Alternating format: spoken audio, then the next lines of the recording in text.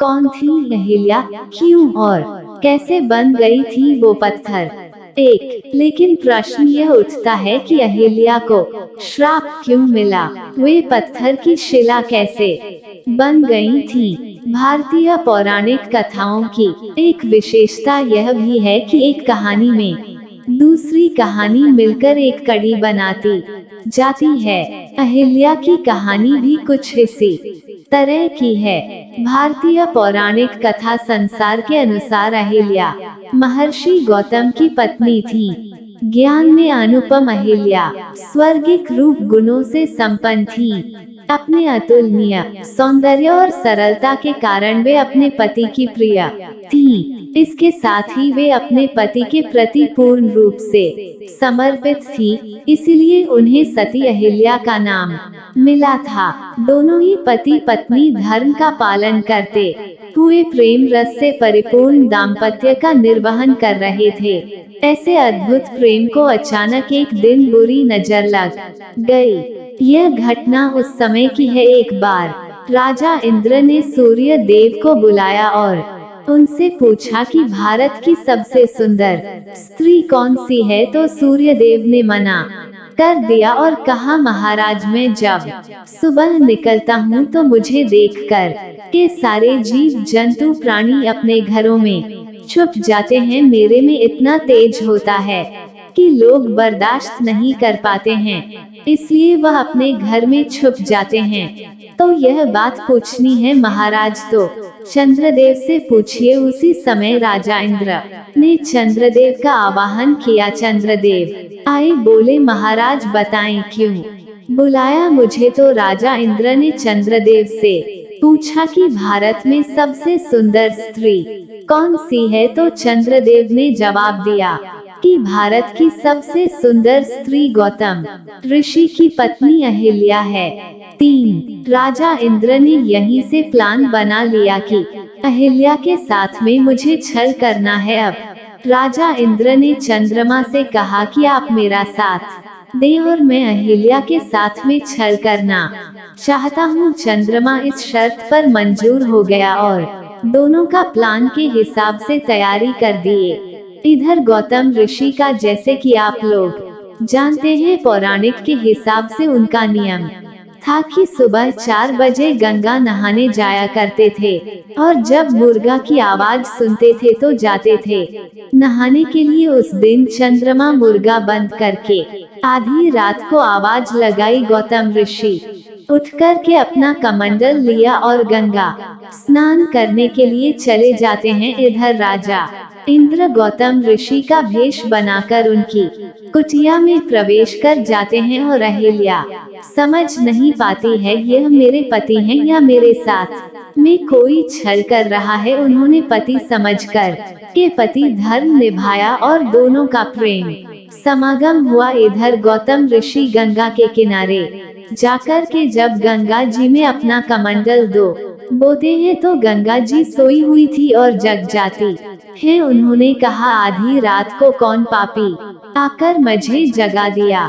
कभी गौतम ऋषि बोल पड़े, माता, आप तो जानती हैं कि हमारा नियम 4 बजे का है। मैं 4 बजे रोज गंगा स्नान करने आता हूँ और जैसे कि मुर्गे की आवाज सुनकर के मैं आता हूँ, उसी तरह आज भी आया हूँ। गंगा माँ ने कहा, बेटा, तुरंत अपनी कुटिया पर जाओ। इस समय तो रात्रि के 12 बजे बज रहे।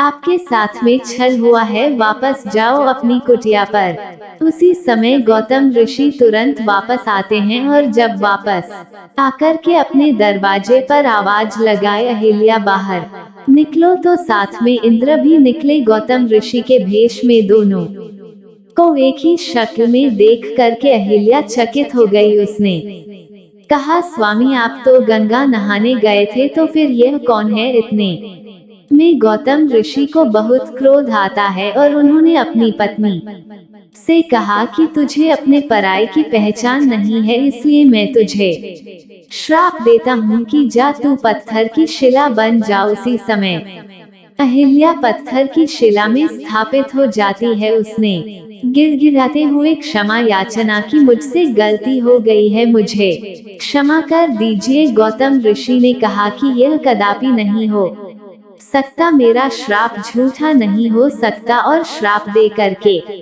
गौतम ऋषि जाने लगे। तभी अहिल्या ने कहा कि स्वामी, मेरा उद्धार कैसे होगा। 5 तब गौतम ऋषि ने कहा कि यह श्राप मोक्ष तब होगा जब त्रेता में भगवान श्री राम जन्म लेंगे, तब वो आकर के चरण स्पर्श करेंगे, तब तुम पत्थर से फिर से अपने रूप में आ जाओगी।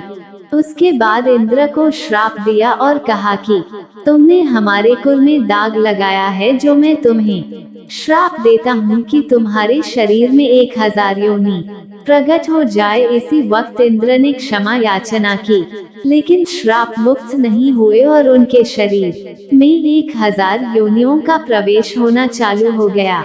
लास्ट में जब उन्होंने क्षमा याचना और अपनी गलती की माफी मांगी, तो गौतम ऋषि ने बता दिया कि जाओ, यह योनियों से आंखों में बदल जाएगी। इसलिए इंद्र की पूजा भगवान समझकर के नहीं की जाती है। और फिर नजर पड़ी चंद्रमा पर, वह मुर्गा बनकर घूम रहे थे।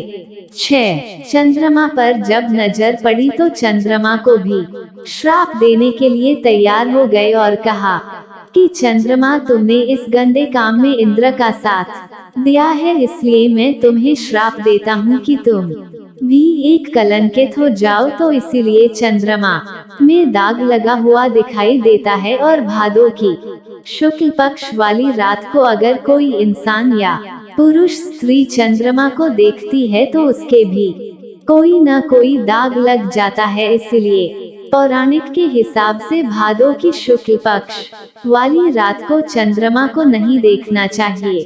अगर आपने देख लिया है तो अवश्य कोई न कोई अनहोनी आपके साथ में हो सकती है। यह मैं पौराणिक की बात बताती हूँ, ग्रंथ में जो बताया गया है। इसलिए भादों की शुक्ल पक्ष वाली रात को चंद्रमा नहीं देखना चाहिए। दोस्तों, कहानी अच्छी लगी हो तो वीडियो को लाइक करें। चैनल पर पहली बार आए हैं तो चैनल को सब्सक्राइब करें। मिलते हैं अगले वीडियो में, तब तक के लिए नमस्कार। जय हिंद, जय भारत।